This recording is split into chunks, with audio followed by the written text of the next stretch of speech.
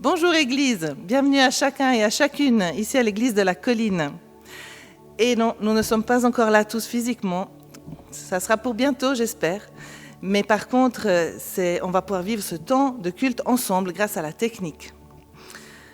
Aujourd'hui nous vivons un dimanche de l'Ascension et c'est une fête que vous connaissez tous peut-être. On a eu congé, on a eu 3-4 jours de congé, ce qui est bien.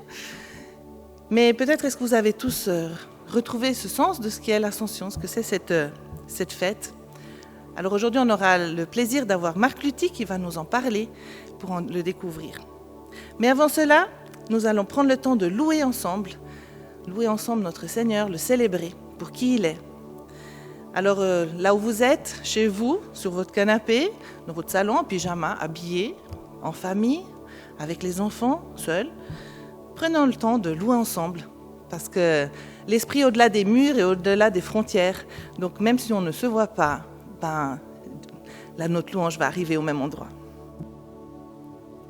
Seigneur, notre désir c'est de nous approcher de toi. Seigneur, notre désir c'est de te louer, séparés mais pourtant ensemble. Merci Seigneur parce que tu es un grand Dieu. Tu es le roi des rois. Tu es l'alpha et l'oméga. Tu es le créateur de l'univers. Et ensemble, nous désirons faire monter les plus belles louanges vers toi. Seigneur, merci parce que tu nous as choisis. Oh oui, merci parce que tu es à côté de nous, tu nous accompagnes. Seigneur, reçois notre adoration maintenant. Amen. Et j'aimerais vous lire des versets que j'ai reçus pour chacun de nous pour ce temps de louange, ce temps de culte. Ces versets se trouvent dans la Bible, dans Matthieu au chapitre 11, les versets 28 à 30. Venez à moi, vous tous qui êtes fatigués et courbés sous un fardeau, et je vous donnerai du repos. Acceptez mes exigences et laissez-vous instruire par moi, car je suis doux et humble de cœur. Et vous trouverez le repos pour votre âme. En effet, mes exigences sont bonnes et mon fardeau léger. Comme ces paroles de Jésus, pour nous, sont encourageantes et nous font du bien. Jésus nous rappelle qu'il se tient tout près de nous, qu'il désire porter nos fardeaux, qu'il désire que nous mettions son joug sur nous, qui est doux et léger. Et je vous propose maintenant, avant de commencer à chanter, de passer quelques instants dans le silence et de vous placer devant Jésus et de lui dire « Oui Jésus, je désire te donner mon fardeau, je désire te donner mes fardeaux ». Je vous propose aussi de passer un tout petit temps où vous nettoyez vos cœurs, vous purifiez vos mains, c'est-à-dire que vous confessez un péché, une mauvaise parole, une mauvaise pensée que vous avez eue, afin d'être prêt à le louer. Et à le louer en esprit et en vérité.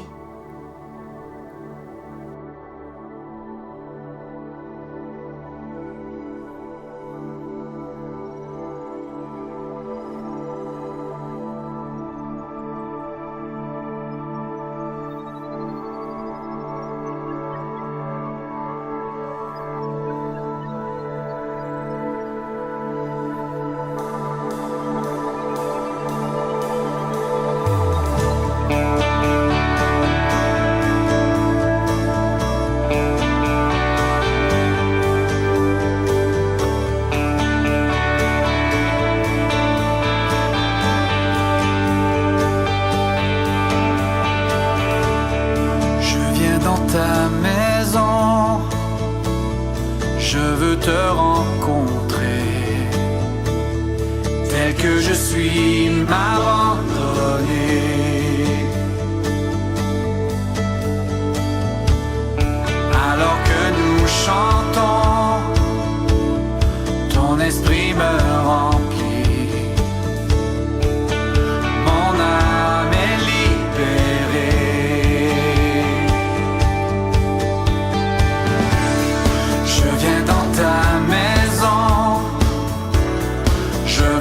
rencontrer.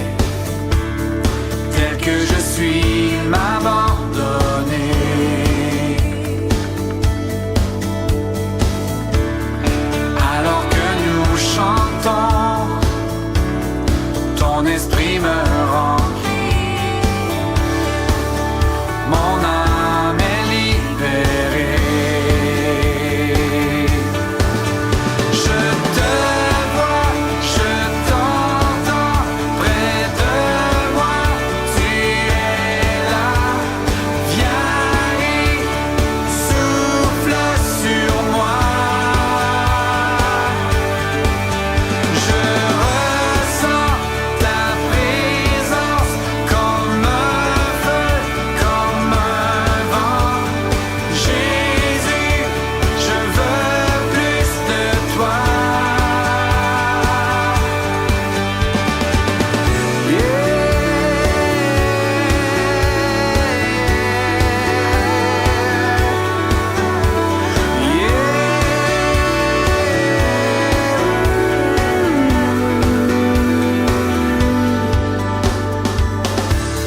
Je viens dans ta maison,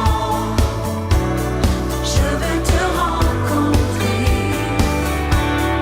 tel que je suis m'abandonner.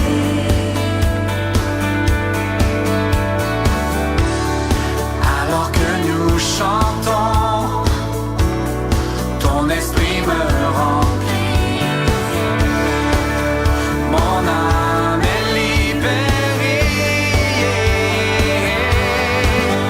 Je te vois, je t'entends près de moi.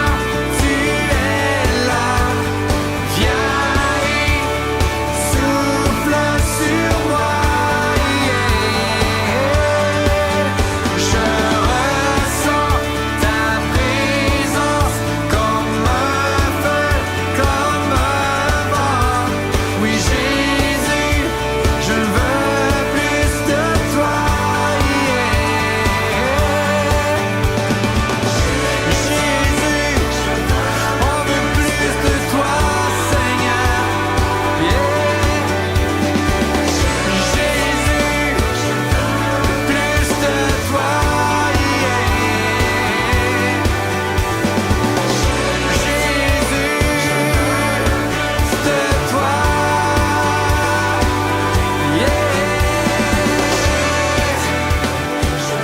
On veut plus de toi, Seigneur.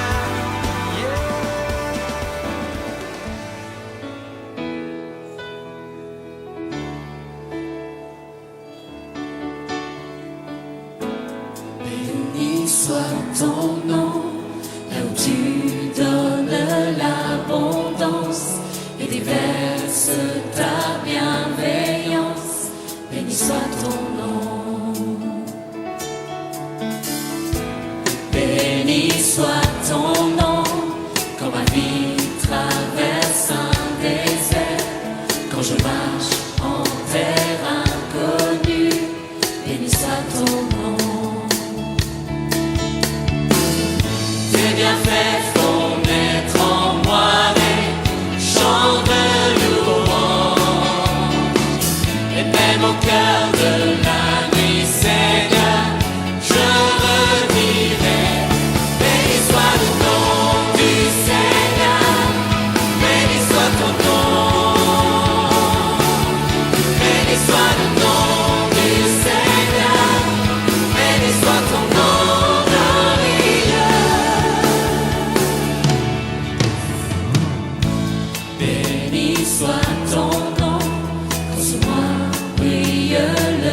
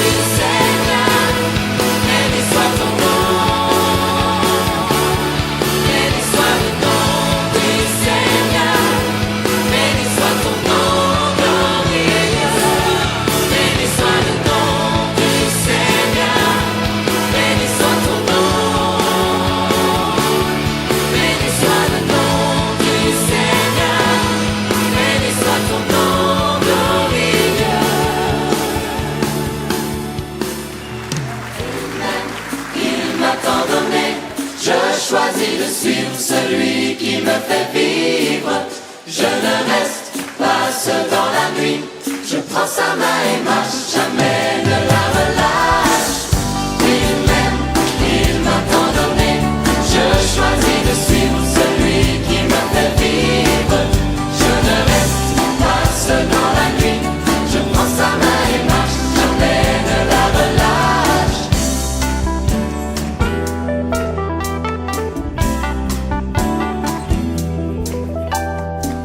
Il se tient tout près de moi. Quand je dis viens vivre en moi, prends ma vie entière, fais-moi vivre à ta lumière. Je ne sais plus où aller. Il est là pour me guider. Et dans mes déserts, je connais le cœur du Père. Il se tient tout près de moi. Quand je dis viens vivre en moi, prends ma vie entière, fais-moi vivre à ta lumière. Je ne sais plus où aller. Il est là pour me guider. Et dans mes déserts, je connais le cœur du Père. Il m'aime, il m'a tant donné. Je choisis de suivre celui qui me fait vivre. Je ne reste pas seul dans la nuit. Je prends sa main et marche, jamais ne la relâche.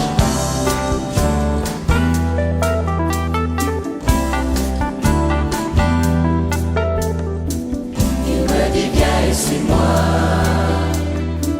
Je ne te quitterai pas, ni tes peurs, tes doutes ne détourneront ta route. Je connais le fond de toi, car je vois bien au-delà, jusqu'au bout des jours. Rien ne changera mon amour. Il m'aime, il m'a tant donné. Je choisis de suivre celui qui me fait vivre. Je ne reste pas seul dans la nuit. Je prends sa main et marche, jamais ne la relâche. Il m'aime, il m'a tant donné. Je choisis de suivre celui qui me fait vivre. Je ne reste pas seul dans la nuit. Je prends sa main et marche, jamais ne la relâche. Il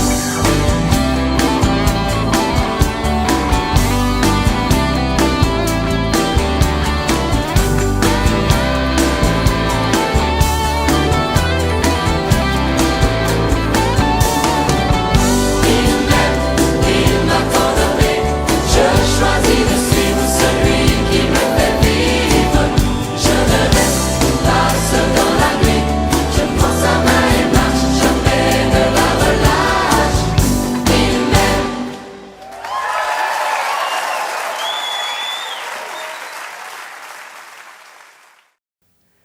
Bonjour, chers amis et membres de la colline. Je suis très heureux de vivre ce culte avec vous ce matin et je souhaite de tout cœur que la parole partagée vous soit en bénédiction. Nous venons de vivre la fête de l'Ascension et dans une semaine, c'est la Pentecôte. Ce qui veut donc dire que notre dimanche se situe entre ces deux événements, l'enlèvement de Jésus-Christ dans le ciel, dans la gloire, et le don du Saint-Esprit le jour de Pentecôte.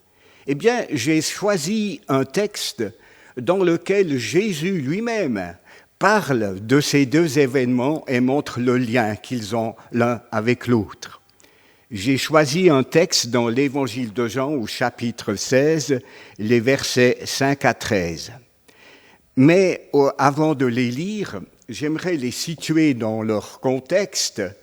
Ils font partie d'un groupe de chapitres, les chapitres 13 à 17, 5 chapitres, qui forment ensemble le discours de la chambre haute. On en a parlé un peu comme du discours d'adieu de Jésus.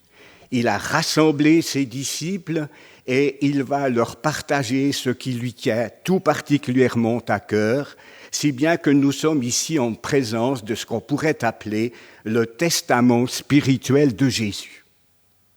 Je vous invite donc à lire ces versets, Jean 16, les versets 5 à 14. Je lis dans la Bible du Semeur. « Maintenant, je vais auprès de celui qui m'a envoyé, dit Jésus, et aucun de vous ne me demande où je vais. Mais à cause de ce que je vous ai dit, la tristesse vous a envahi. Et pourtant, c'est la vérité que je vais vous dire. Il vaut mieux pour vous que je m'en aille. En effet, si je ne m'en vais pas, le défenseur ne viendra pas à vous, mais si je m'en vais, alors je vous l'enverrai. Et quand il sera venu, il prouvera au monde qu'il s'égare au sujet du péché, de ce qui est juste et du jugement de Dieu. Au sujet du péché, parce qu'il ne croit pas en moi, au sujet de ce qui est juste, parce que je m'en vais auprès du Père et que vous ne me verrez plus, et au sujet du jugement de Dieu, parce que le dominateur de ce monde est d'ores et déjà condamné. J'ai encore beaucoup de choses à vous dire, mais elles sont encore trop lourdes à porter pour vous. Quand l'Esprit de vérité sera venu, il vous conduira dans la vérité tout entière, car il ne parlera pas de lui-même, mais tout ce qu'il aura entendu, il le dira et il vous annoncera les choses à venir. Il manifestera ma gloire, car il puisera dans ce qui est à moi et vous l'annoncera. Jusqu'ici pour la lecture de la parole de Dieu. Jésus annonce son départ. Et on comprend que bien que l'ambiance ne soit pas particulièrement à la fête, il y a de la tristesse, en tout cas dans le cœur des disciples. Ils viennent de vivre une période extraordinaire, 3 ans de vie communautaire avec Jésus, durant lesquels ils ont vécu des relations très étroites. Ils ont partagé sa vie, ses miracles, ses épreuves. Et comme si ce n'était pas suffisant, Jésus leur a annoncé quelques instants auparavant qu'ils auraient des difficultés, qu'ils seraient persécutés dans ce monde. On vous exclura des synagogues, dit Jésus, et même l'heure vient où tous ceux qui vous mettront à mort s'imagineront rendre un culte à Dieu. Et il y a de quoi être dans la tristesse au moment où leur maître va les quitter. Et puis du côté de Jésus, qu'est-ce qu'il en est ? Eh bien, c'est pas non plus la joie totale. Naturellement, ce qui est devant lui le réjouit. Il se réjouit de cette nouvelle étape qu'il va vivre, mais il est un peu étonné de constater que les disciples n'ont pas l'air de s'intéresser à ce qui le concerne. Ils sont centrés sur eux-mêmes, sur ce que ça signifie pour eux, mais ils oublient qu'en réalité, pour Jésus, ce départ est plein de signification. Écoutez plutôt ce qu'il dit quelques versets auparavant. Si vous m'aimiez, vous seriez heureux de savoir que je vais au Père, car le Père est plus grand que moi. Et Jésus, dans une prière qui fait toujours partie de notre discours d'adieu, dit ceci, « Et maintenant, Père, revêt-moi de gloire en ta présence. Donne-moi cette gloire que j'avais déjà auprès de toi avant les origines du monde. » Oui, Jésus attend ce moment où il sera glorifié à la droite du Père. Et c'est bien ce qui s'est passé le jour de l'Ascension, C'est bien ce qui s'est passé parce qu'il a été non seulement élevé sous le regard des apôtres, élevé dans le ciel jusqu'au moment où il a été caché par une nuée, mais en réalité, c'est l'élévation spirituelle, l'élévation dans la gloire que signifie l'ascension. D'ailleurs, quand l'apôtre Paul en parle dans l'Épître aux Philippiens, il dit ceci à propos de l'ascension: Dieu l'a élevé, le Christ, à la plus haute place et lui a donné le nom qui est au-dessus de tout nom, pour qu'au nom de Jésus, tout être s'agenouille dans les cieux, sur la terre et jusque sous la terre, et que chacun déclare: Jésus-Christ est Seigneur, à la gloire de Dieu le Père. Il vous est avantageux que je m'en aille. Voilà ce que Jésus leur a dit. Il précise que s'il ne s'en va pas, le défenseur ne viendra pas. Mais si je m'en vais, alors je vous l'enverrai.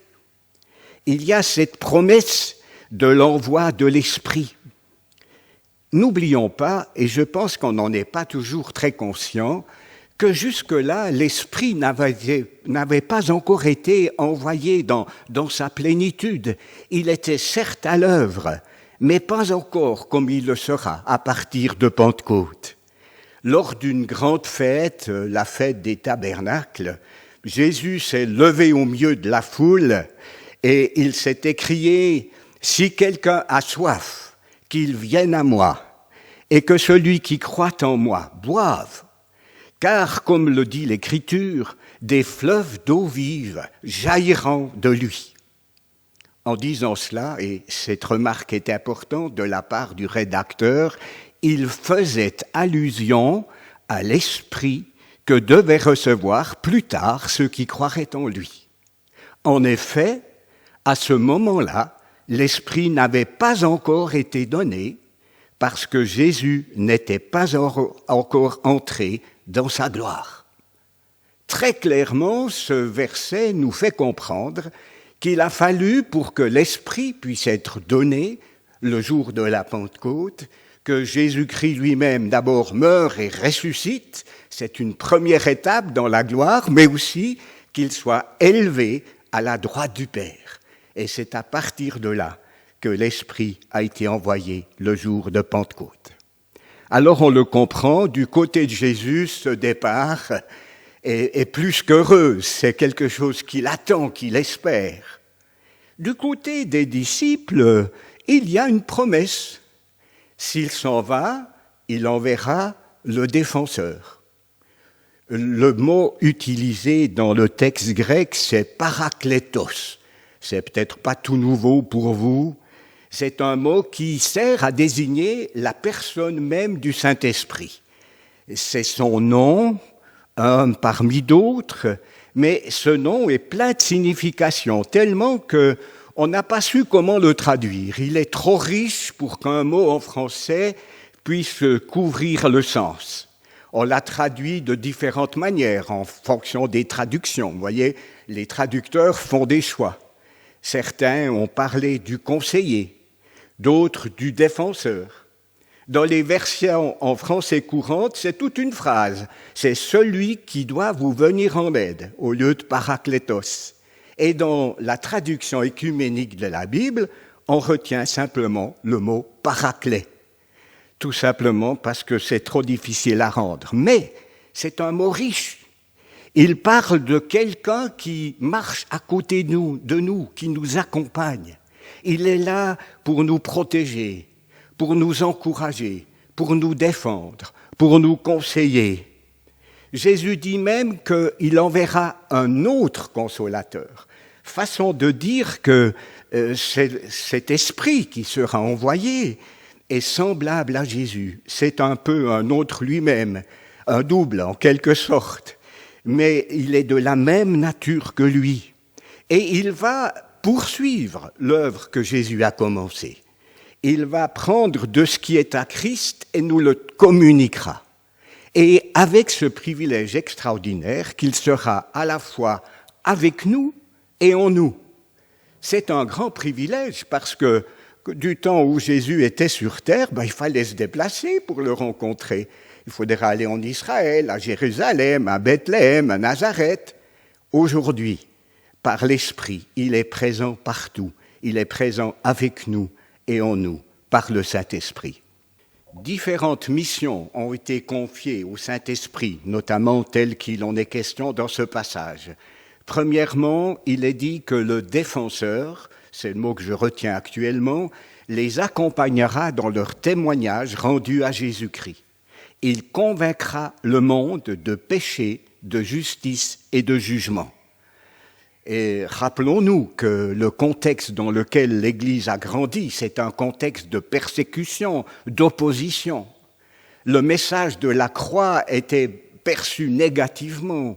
Les Juifs considéraient que c'était un scandale. Les païens, les Grecs considéraient que c'était une folie. Et par le Saint-Esprit, il faut découvrir que la croix, c'est vraiment la puissance de Dieu, la sagesse de Dieu pour le salut de quiconque croit. Et c'est là l'œuvre de l'Esprit, d'accomplir cette œuvre de conviction. Et il y a un exemple qui nous est donné, justement le jour de Pentecôte. Pierre va prononcer là un discours devant une foule immense, c'est vrai. Ils étaient venus de toute la dispersion des Juifs pour la fête. Et Pierre, sous l'effet du Saint-Esprit, va les interpeller, parler du Christ, à tel point que les gens en ont été touchés très profondément et que 3000 se sont convertis ce jour-là. C'est bien l'illustration de la puissance, de la conviction du Saint-Esprit. Et puis, deuxième mission, il dit que l'Esprit Saint les conduira dans toute la vérité. Comme déjà dit, il poursuit l'œuvre d'enseignement de Jésus. Et d'ailleurs, il ne parlera pas de lui-même, il est dit qu'il redira ce qu'il entend. Il est le communicateur et il aura comme mission de faire comprendre aux disciples certaines paroles de Jésus dont ils n'ont pas compris le sens. J'ai encore beaucoup de choses à vous dire, mais elles sont trop lourdes pour vous. Effectivement, certaines choses leur échappaient totalement. Par exemple, quand Jésus parlait de la croix, ils n'y comprenaient rien. Il y avait chez eux une fermeture, une espèce de fermeture hermétique à ces paroles. Peut-être pour l'illustrer, je cite ce verset de Luc 18, verset 31. Vous verrez comment Jésus connaît tout à l'avance ce qui le concerne. Jésus prit les 12 à part et leur dit « Voici, nous montons à Jérusalem. Et tout ce que les prophètes ont écrit au sujet du Fils de l'homme va s'accomplir. En effet, il sera remis entre les mains des païens, on se moquera de lui, on l'insultera, on crachera sur lui, et après l'avoir battu à coups de fouet, on le mettra à mort. Puis, le 3e jour, il ressuscitera. » Et la suite nous révèle que les disciples, je cite, que les disciples ne comprirent rien à tout cela. C'était pour eux un langage énigmatique et ils ne savaient pas ce que Jésus voulait dire. C'est souvent aussi notre façon d'être. Ne leur jetons pas la pierre. Nous faisons parfois des choix dans ce qui nous est dit. On retient certaines choses, on se bloque par rapport à d'autres. Et c'était le cas pour les disciples par rapport à la croix, et il a fallu que l'Esprit le leur explique en quelque sorte. 3e mission confiée au Saint-Esprit, il leur communiquera des choses nouvelles. C'est-à-dire que les apôtres, dans leur rôle particulier, sont au bénéfice ou seront au bénéfice d'une révélation spéciale qui fera d'eux les rédacteurs du Nouveau Testament. Ce sera pour nous la référence ultime de notre foi. Il n'y aura rien à y ajouter, et il faudrait d'ailleurs s'en garder. Et peut-être qu'on peut tout de même faire remarquer que pour ce qui nous concerne, puisque le Saint-Esprit est celui qui a révélé ces choses, eh bien, nous pouvons compter, nous aussi, sur le secours du Saint-Esprit pour qu'il éclaire et qu'il illumine notre compréhension des Écritures. Tout ce passage nous révèle en quelque sorte, une fois de plus, la dimension trinitaire de l'action de Dieu. D'une part, le Père est le Créateur. Le Fils nous est présenté comme le Sauveur. Le Saint-Esprit comme le communicateur. Tous les trois travaillent toujours ensemble. Jamais l'un sans l'autre, en quelque sorte. tout en ayant des missions particulières. Et le rôle du Saint-Esprit est de nous appliquer l'œuvre accomplie par le Christ à la croix. Sans le Saint-Esprit, on ferait de l'histoire religieuse. On parlerait du passé, de choses qui ont été vécues il y a bientôt 2000 ans, ou plus de 2000 ans. Mais l'Esprit Saint fait de ce que le Christ a fait une réalité qui me rejoint, moi, aujourd'hui, dans ma vie de tous les jours. Il nous applique l'œuvre du Saint-Esprit. Tout cela nous amène à la fin de notre prédication. Et je voudrais vous adresser 3 invitations, 3 exhortations, si vous voulez. Une toute première, je nous encourage et vous encourage à vous réjouir pleinement de la gloire qui est celle du Christ à la droite du Père. Il a été élevé au-dessus de tout nom. Toute autorité m'a été donnée, dit Jésus, dans le ciel et sur la terre. Et nous sommes invités à l'adorer, à vraiment lui donner la gloire qu'il mérite dans nos cœurs, dans notre louange, dans notre culte. Afin de pouvoir entrer concrètement dans cette application pratique que nous propose Marc, je vous invite à élever le nom de Jésus par un chant. Je vous invite à le célébrer comme il se doit, à élever le nom de Jésus, car c'est le nom qui est au-dessus de tout nom. Et tout comme dans le ciel, les séraphins et les êtres vivants chantent 24 heures sur 24 la gloire de Jésus, je vous propose de vous associer à eux et de chanter le nom de Jésus. Alors si vous avez envie de vous mettre à genoux, si vous avez envie de vous lever, si vous avez envie de lever les mains, sentez-vous libre. Chantons ensemble ce chant maintenant.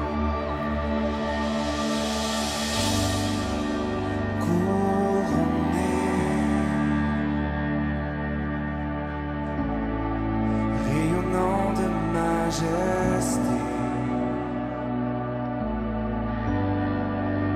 tout l'univers proclame ta grandeur.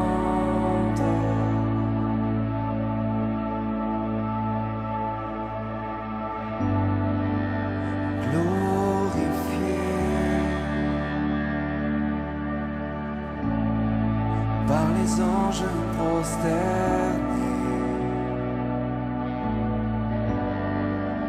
tu es assis à la droite du Père. Jésus, merveilleux nom, qui est semblable à toi, oh Dieu.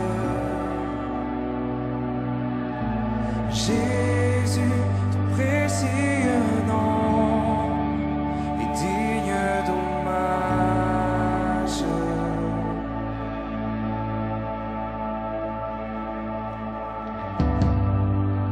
Captivé par l'éclat de ta beauté, nos voix s'élèvent pour te rendre gloire.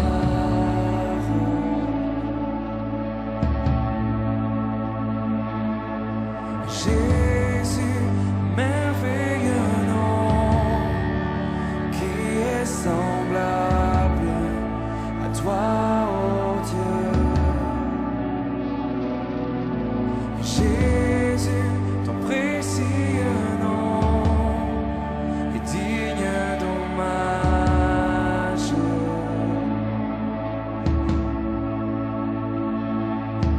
Jésus, merveilleux nom, qui est semblable à toi, oh Dieu.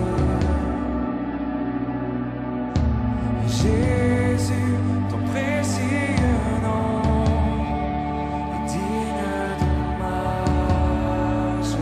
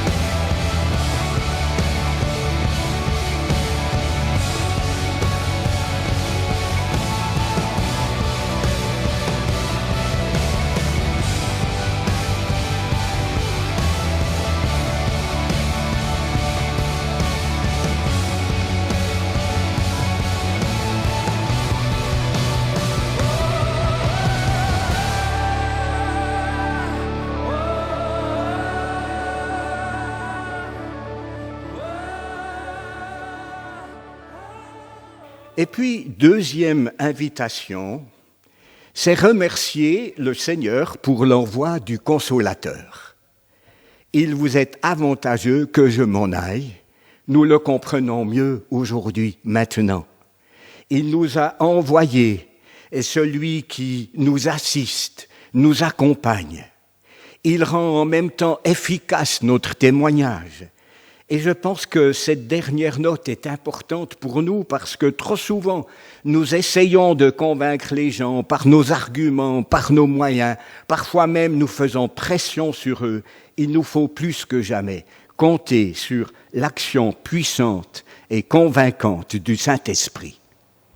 Et puis, troisième invitation, c'est demander que cet esprit qui a inspiré les Écritures nous donne d'approfondir son œuvre en nous, que nous puissions avoir un amour toujours plus grand pour sa parole. Je crois que c'est une marque du chrétien, c'est qu'il aime la parole de Dieu, qu'il s'y attache, qu'il cherche à la comprendre, et pour la comprendre, il a besoin du secours du Saint-Esprit. Parce que l'homme naturel ne comprend rien aux choses de Dieu, c'est spirituellement qu'on en juge. Que le Seigneur nous vienne en aide pour ainsi progresser dans la connaissance de Dieu, dans sa communion, dans son amour et dans l'amour les uns pour les autres. Pour terminer, je me plais simplement à dire gloire au Père, gloire au Fils, gloire au Saint-Esprit. Amen. Merci Marc pour ce message et pour ces invitations. Que chacun de nous puissions réfléchir et laisser pénétrer ces paroles en nous pendant cette semaine. Pendant cette semaine qui est une semaine qui va être aussi d'attente vers la Pentecôte. Donc profitons peut-être de réécouter ce message et de vraiment laisser cette invitation, ces encouragements qui nous sont donnés, les laisser rentrer en nous. La semaine prochaine, on vivra le temps de la Pentecôte. Oui, cet esprit qui a été promis au moment de l'Ascension, et que cette semaine puisse être aussi une semaine de reconnaissance et de remerciement à Dieu pour cet envoi du Consolateur. Et profitons aussi de demander pour cet esprit qui nous puisse nous renouveler dans cet amour de sa parole, dans cet amour de soif de sa parole. Voilà, nous arrivons gentiment au terme de ce culte. Nous allons avoir aussi un temps d'offrande. Attention, il y a les paniers qui arrivent. Ils sont là. Oui, vous le savez, pas physiquement, mais il y aura l'affiche qui va venir à l'écran avec les moyens de pouvoir subvenir aux besoins de notre Église. Merci infiniment pour votre fidélité pendant tous ces 2 mois de son culte physique ici à la colline. Nous avons pu vraiment constater votre fidélité et nous vous en sommes très reconnaissants. À la fin de ce culte, nous allons de nouveau vivre un temps de Zlak apéro. Et maintenant, vous le connaissez et on se réjouit de vous y retrouver tout à l'heure. Que le Seigneur vous bénisse et vous garde dans cette nouvelle semaine, dans cette semaine où on peut vivre cette ascension qui vient de se passer maintenant et attendre cette Pentecôte qui arrive la semaine prochaine. Que l'Esprit puisse vraiment vous donner de la joie en cette semaine, de la paix et un nouvel amour pour sa parole. Et soyons vraiment conscients que c'est vraiment par son esprit que les cœurs sont touchés et c'est pas juste par nos paroles ou nos discours. Soyez bénis pour ce dimanche. Passez une belle semaine.